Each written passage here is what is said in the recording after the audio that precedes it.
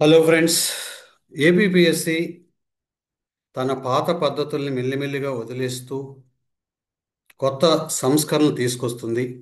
అవి అందుతున్నవి ఏమిటో మీకు ఈపాటికే పేపర్లో చదివుంటారు. అయితే నేను మరికొన్ని విషయాలను మీకు ఎక్స్ప్లెయిన్ చేయదలిచాను. ఏబిపిఎస్సి గత ఒక 7-8 నెలలుగా ప్రక్షాళన కార్యక్రమం చేపట్టిందని చాలా సందర్భాల్లో నేను మీతో చెప్పాను. గతంలో జరిగిన తప్పుల్ని విద్యార్థుల భవిష్యత్తును దృష్టిలో పెట్టుకుని జరగకుండా ఉండాలి అనేది సర్వీస్ కమిషన్ మరియు ప్రస్తుత ప్రభుత్వం అనుకుంటున్నట్టుగా మనకు అర్థమవుతుంది. ఓకే. సో ఆ పరంపరలో ఏమవుతుంది? గతంలో తీసుకున్న ఒక నిర్ణయం ప్రకారం 25,000కి మించి, బహుశా తెలుగుదేశం గవర్నమెంట్లోనే తీసుకున్నట్టున్నారు. గతంలో 25,000కి మించి అప్లికేషన్లు వచ్చినప్పుడు ఫిల్టర్ చేసేందుకు స్క్రీనింగ్, మెయిన్స్ అని రెండంచెల పద్ధతిని ప్రవేశపెట్టారు. తర్వాత కాలంలో ఎక్సెప్ట్ గ్రూప్ వన్కి సంబంధించి అండ్ జేఎల్డిఎల్ లాంటివి సంబంధించి మిగతా వాటన్నిటికీ ఇంటర్వ్యూలు కూడా తీశారు. అయితే ఆ స్క్రీనింగ్ మెయిన్స్ వల్ల వస్తున్న ఇబ్బందులు ఏంటి అంటే, స్క్రీనింగ్ పరీక్ష పెట్టడం, మళ్ళా మెయిన్స్ పరీక్ష అనౌన్స్ చేసినప్పుడు అభ్యర్థులు గందరగోళం చేయటం, ఎందుకంటే టైం సరిపోద్ది సరిపోదు అంటాం, లేదా సర్వీస్ కమిషన్ తనకున్న ఒత్తిడి వలన సకాలంలో మెయిన్స్ నిర్వహించకపోవటం, దానివల్ల భారీగా నోటిఫికేషన్లు పెండింగ్ ఉన్నాయి. ఇప్పుడు మనం ఒక విషయాన్ని పరిశీలిస్తే గ్రూప్ 1, 2, 3, 4 ఎగ్జామ్స్ తప్ప మిగతా పరీక్షలకి వచ్చే అప్లికేషన్ల సంఖ్య చాలా సందర్భాల్లో 25,000 కంటే తక్కువగానే ఉంటుంది. అందువల్ల అలాంటి కోణంలో చూసినప్పుడు ఒకే ఒక ఎగ్జామ్తో కంప్లీట్ చేసేసి వాళ్ళ టైం వేస్ట్ కాకుండా చూడటం అనేది చాలా తెలివైన నిర్ణయం అంటాను. ఎందుకంటే ప్రిలిమ్స్, మెయిన్స్, మళ్ళీ ఇదంతా ఒక ప్రాసెస్ వల్ల చాలామంది నిరుద్యోగులు తమ విలువైన కాలాన్ని పుస్తకాలతో గడిపేస్తూ వేస్ట్ చేసుకుంటున్నారు. కాబట్టి ఒక రకంగా ఇది చాలా మంచి డెసిషన్. బట్ ఈ డెసిషన్ ప్రకారం గ్రూప్ 1, 2, 3, 4లకు పెద్దగా ప్రభావం ఉండదు. ఎందుకంటే పోస్టుల సంఖ్యకి 200 మించినప్పుడే స్క్రీనింగ్, మెయిన్స్ అనే ఎగ్జామ్ పెడదామని నిర్ణయం తీసుకున్నారు. మనకి అలాంటి పరిస్థితి ఈ గ్రూప్ 1, 2, 3, 4లో ఎక్కువ వస్తుంది. అప్పుడప్పుడు ఎండోమెంట్ ఆఫీసర్స్ కానీ ఇతరత్ర ఎగ్జామ్స్కి సంబంధించినవి వస్తూ ఉంటాయి. ఫర్ ఎగ్జాంపుల్ 6 ఉద్యోగాలు పడ్డాయి అనుకోండి, 6 రోజులు 1,200 చాలా తేలిక వస్తాయి. అందువల్ల 200 అనే రేషియో కొన్ని పరీక్షలకు బాగా ఉపయోగపడుతుంది. 200కి రెట్లు అనేది ఒకే అప్లికేషన్లు రావటం పోస్టుల సంఖ్యకి. మిగతా ఎగ్జామ్స్ పెద్దగా అండ్ ఇప్పుడు నేను చెప్పిన లిస్ట్ ఆఫ్ ఎగ్జామ్స్కి పెద్దగా ఉపయోగపడదు. ఆ నిర్ణయం యథాతథంగానే జరుగుతుంది. కాబట్టి ఇందులో ఒక నష్టం కూడా ఉంది అని అభ్యర్థులు భావిస్తున్నారు. ఏమిటా నష్టము అంటే, ఇప్పుడు ఏదైనా పొరపాటున ఓఎంఆర్ షీట్లో కానీ ఇతరత్ర వాటిలో ఏదైనా తప్పు చేస్తే లైఫ్ టైం అవకాశం కోల్పోతాం కదా అన్నది. అది పెద్ద వ్యాలిడ్ పాయింట్ అని నేను అనుకోవట్లేదు, బట్ రైజ్ చేస్తున్నారు కాబట్టి చెబుతున్నాను. ఓకే. లేదా ఆ, ఏదైనా విభాగంలో బాగా కష్టం వచ్చి, తాము చదవని విభాగాల్లో కష్టం వచ్చి నష్టపోతే ఇంకా ఎక్కువ కదా అనుకుంటున్నారు. అదే స్క్రీనింగ్ మెయిన్స్ ఉంటే కొంత లాభం ఉంటుంది అనేది కొంతమంది నిరుద్యోగుల యొక్క అభిప్రాయం. బట్ నా అభిప్రాయం అయితే ఇట్స్ ఎ గుడ్ డెసిషన్ అని చెప్తాను. దీనివల్ల ఏమవుతుందంటే, ఈ పరీక్ష రాయాలి, రాయకపోతే మనకు ప్లాన్ బి ఇది ఉంది అని ఒక నిర్ణయం తీసుకోవడానికి వీలుంటుంది. అయితే ఈ నిర్ణయం సక్సెస్ అవ్వాలి అంటే కనీసం 6 నెలల ముందుగా పరీక్షా తేదీని అనౌన్స్ చేయటం అనేది సర్వీస్ కమిషన్ బాధ్యత. 1 ఇయర్ ముందు షెడ్యూల్ లాగా ఇచ్చేసి, జాబ్ క్యాలెండర్ లాగా ఇచ్చేసి కానీ, లేదా నోటిఫికేషన్ ఇచ్చి కానీ కనీసం 6 నుంచి 9 నెలలు టైం ఇచ్చి సింగిల్ ఎగ్జామే పెట్టండి. ఖచ్చితంగా అభ్యర్థులకి మేలు అవుతుంది. ఇక ఆ తర్వాత వాళ్ళకి అది రాలేదనుకోండి, వెళ్ళిపోతారు. అలా కాకుండా ఇటీవల జరిగిన డిఎస్సి కానీ లేదా ఏపీపీఎస్సి గ్రూప్ 2 కానీ సడన్గా డేట్ ఇచ్చేయటం, సడన్గా నోటిఫికేషన్ ఇస్తే ఎవరు ప్రిపేర్ అయ్యి ఉండరండి. అది సివిల్స్ లాగా కన్సిస్టెంట్గా ప్రిపేర్ అయ్యే అభ్యర్థులకి అడ్వాంటేజ్ అవుతుంది. రూరల్ పీపుల్కి, పర్టికులర్లీ పేదరికపు వర్గాలకి సర్వీస్ కమిషన్కి ఒక రిక్వెస్ట్ ఏంటంటే, కనీసం 6 నుంచి 9 నెలల ముందు షెడ్యూల్ ప్రకటించండి. నోటిఫికేషన్ ఇవ్వండి, ఎగ్జామ్ డేట్ పెట్టండి, సింగిల్ ఎగ్జామ్ కండక్ట్ చేయండి. దాంతో అటు సర్వీస్ కమిషన్ మీద విమర్శలు రావు, ఇటు అభ్యర్థులకు కూడా అసంతృప్తి లేకుండా ఉంటుంది. సో మనం లాస్ట్ టైం గ్రూప్ 2 విషయంలో అదే చాలా వరకు అసంతృప్తికి ప్రధాన కారణం. ఇక అది రోస్టర్ పాయింట్స్ ఇతరత్ర విషయాలకు దారితీసింది. కాబట్టి ఇక్కడ నేను చెప్పేది ఏం లేదు, మంచి డెసిషన్.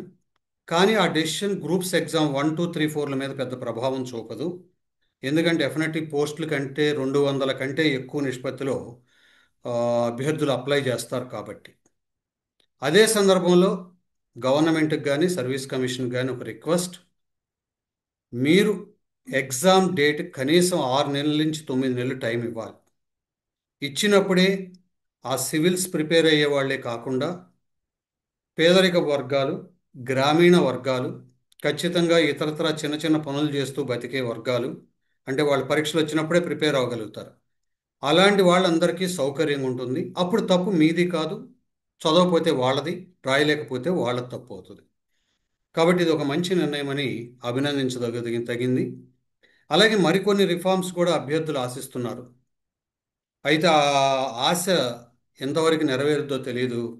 ఫర్ ఎగ్జాంపుల్ గ్రూప్ 2లో ఎగ్జిక్యూటివ్ పోస్టులు గ్రూప్ 1లో కలపొద్దని. ఎందుకంటే గత ప్రభుత్వ కాలంలో సర్వీస్ కమిషన్ గ్రూప్ 2 ఎగ్జిక్యూటివ్ పోస్టులు తీసుకెళ్లి గ్రూప్ 1లో పడేసింది. నిజానికి పుట్టుకతో వచ్చే లక్షణాల వల్ల కొంతమందికి డిస్క్రిప్టివ్ వాల్యూస్ ఉండవు, అంటే వివరణాత్మకంగా రాయటం ఉండదు. బట్ వాళ్ళకి చాలా ఎక్సలెంట్ కంటెంట్ ఉంటుంది, ఎక్సలెంట్ ఇన్ఫర్మేషన్ ఉంటుంది, నాలెడ్జ్ ఉంటుంది.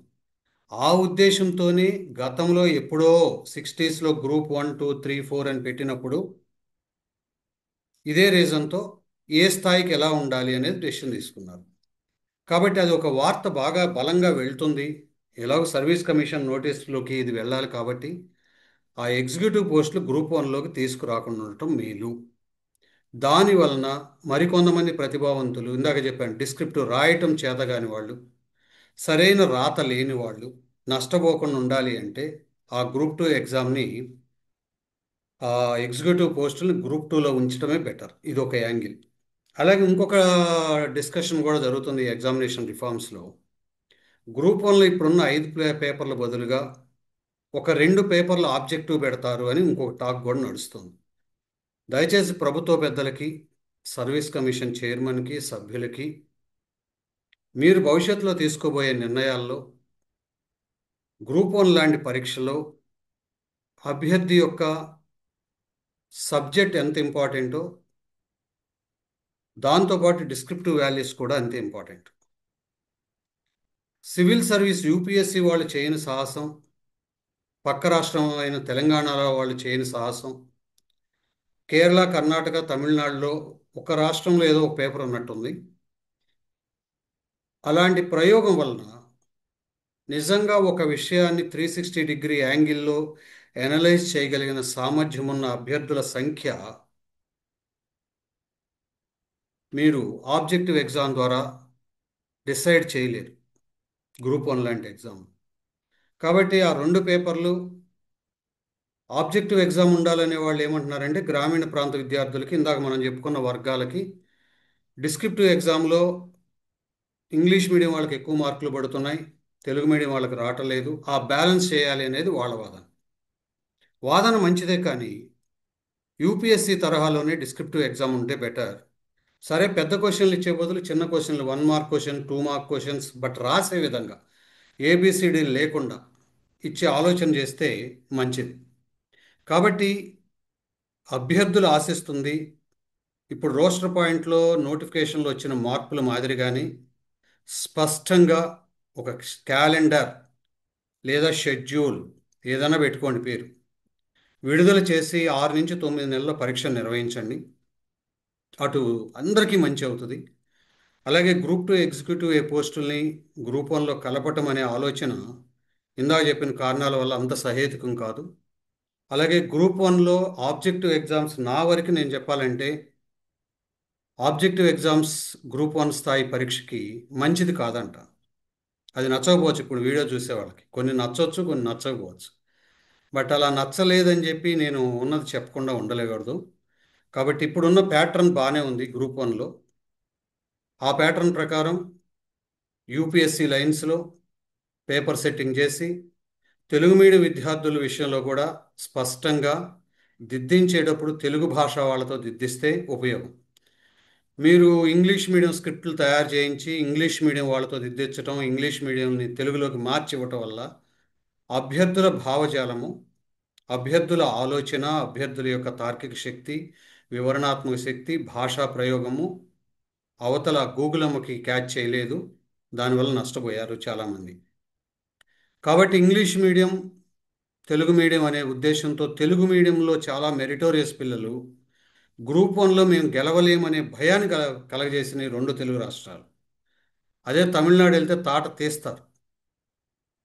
మాతృభాషకి వెయిటేజ్ ఎక్కువ ఉంటుంది.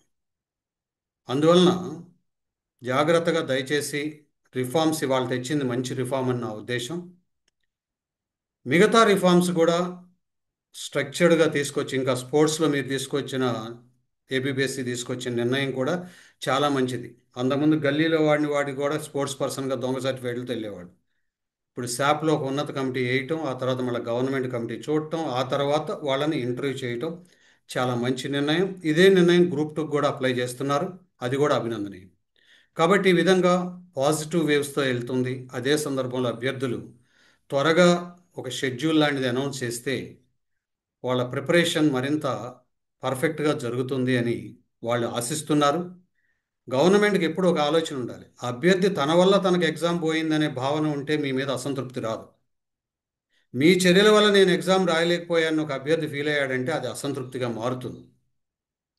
కాబట్టి గ్రూప్ 2లో జరిగిన తప్పులు కానీ, డిఎస్సిలో జరిగిన తప్పులు కానీ, అంటే కొంతమంది క్లెయిమ్ చేస్తున్నట్టుగా అవి సరివే కాదా అన్నది న్యాయస్థానం డిసైడ్ అవుతుంది. కానీ భవిష్యత్తులో అలాంటివి రాకుండా చూసుకోవటం ప్రభుత్వ బాధ్యత, సర్వీస్ కమిషన్ బాధ్యత. ఓకే, ఎనీవే మంచి 2 స్టెప్స్ స్పోర్ట్స్ కోటా విషయంలో తీసుకున్నారు. హారిజాంటల్ రిజర్వేషన్ అంతకుముందే అమలు చేస్తున్నారు. అంటే లోపాలన్నీ సరి చేసుకోవాలి. మూడవది, ఇప్పుడు తాజాగా స్క్రీనింగ్ మెయిన్స్ ఎగ్జామ్ అనే ఒక క్లారిటీ ఇచ్చారు. ఇక అక్కడి నుంచి మీ ఇందాక చెప్పుకున్న ఏ రిఫార్మ్ అయినా మీరు తీసుకొచ్చే ముందు కాస్త సబ్జెక్ట్ నిపుణులతో చర్చలు పెడితే ఉద్యోగ బృందం యొక్క ఆలోచనలే కాదు, సబ్జెక్ట్ ఎక్స్పర్ట్స్ ఒపీనియన్స్ కూడా వాల్యూ తీసుకోండి. అది రియల్ డెమోక్రసీ అవుతుంది. కాబట్టి ఆ దిశగా ఏపీపీఎస్సి పయనిస్తే, మేడం అనురాధ గారు వచ్చినప్పుడే నేను ఆమె మంచి చర్యలు చేపడతారని నేను అన్నాను. చేస్తున్నారు, అభినందనీయం. ఇంటర్వ్యూస్ కూడా చాలా పకడ్బందీగా జరిపారు. చాలా మంచి ఒపీనియన్ చాలామంది అభ్యర్థులకు బయటకు వచ్చాక వచ్చింది. సో అలా ఒక ట్రాన్స్పరెన్సీ పెంచుకుంటూ, ఓకే. కాకపోతే ఇక్కడ అభ్యర్థులు ఒకటి గుర్తుపెట్టుకోండి, ఆ రాష్ట్రంలో ఎలా జరుగుతుంది, ఈ రాష్ట్రంలో ఎలా జరుగుతుందని ప్రశ్నించకండి. వీళ్ళ పందా వీళ్ళది, వాళ్ళ పందా వాళ్ళది. ఇప్పుడు ఆ తెలంగాణ రాష్ట్రంలో 5% రిజర్వేషన్లు ఇస్తున్నారు లోకల్స్కి, మరి ఆంధ్రాలో 20% ఇస్తున్నారు కదా. మరి దాన్ని ఎందుకు క్వశ్చన్ చేయట్లేదు? అంటే నేనేది, ఏ సర్వీస్ కమిషన్ ఇప్పుడు వాళ్ళు జనరల్ మార్క్స్ ముందు పెడుతున్నారు, వీళ్ళు పెట్టట్లేదు. ఇది ట్రాన్స్పరెన్సీ ఇష్యూ కాదు. వాళ్ళకైతే రేపు పెడతారు, డెఫినెట్గా పెడతారు అన్ని మార్కులు, సెలక్షన్తో కూడిన మార్కులు. కాబట్టి కొన్ని మనం కూడా అభ్యర్థులు, నిరుద్యోగులు ఎవరైతే ఉంటారో ఆలోచించుకుని అడగబోయేవి ఆ రాష్ట్రంలో ఉంది కదా అని అడగండి. ఆ రాష్ట్రంలో 6 గ్రూప్ 1 పేపర్లు ఉన్నాయి, 4 గ్రూప్ 2 ఉన్నాయి. మన ఈ ఆంధ్రప్రదేశ్లో అలా ఉన్నాయా? అలాంటి పోలికలు వృధా. మన దగ్గర ఏం రిఫార్మ్ మనకి ఇట్లా కావాలి అని చూడండి. దానివల్ల బెటర్ ఆప్షన్ వస్తుంది, బెటర్ చాయిస్ వస్తుంది, జడ్జిమెంట్ వస్తుంది. Anyway, I invite these reforms. దీనివల్ల చాలామంది ప్రతిభావంతులకి సమయం సేవ్ అవటమే కాకుండా అవకాశం ఉంటే ఎంపిక అవుతారు, లేదా ప్లాన్ బిలోకి వెళ్ళి జీవితాన్ని ఎత్తుక్కుంటారు. అంతేగాని 3-4 ఏళ్ళు సాగదీసే ఆ ప్రక్రియకి ఫుల్ స్టాప్ పెట్టి పర్ఫెక్ట్ జాబ్ క్యాలెండరో షెడ్యూల్ ద్వారానో నోటిఫికేషన్లు ఇవ్వండి. 6 నుంచి 9 నెలల్లో టైం ఇవ్వండి. అభ్యర్థులు కూడా ఆ సోషల్ మీడియా మాయలో పడి జరుగుతాయి. ఇప్పుడు ఉదాహరణకి నాబోటాడు ఎవడన్నా గ్రూప్ 1, 2 వస్తాయంటే ఏదో నెగిటివ్ కామెంట్స్, నెగిటివ్ మైండ్ సెట్లో తగలడతారు. దానికి మనం ఏం చేయలేం. రేపు వచ్చాక చేతులు కాలాక ఏడ్చుకుంటారు, అప్పుడు టైం లేదని గోల్ చేస్తారు. అందువల్ల జాగ్రత్త. మనం సిస్టంలో ఉన్నటువంటి వ్యవస్థను అర్థం చేసుకుని వెళ్ళినప్పుడు సక్సెస్ అవుతారు, మీరైనా నేనైనా. Okay, right, thank you.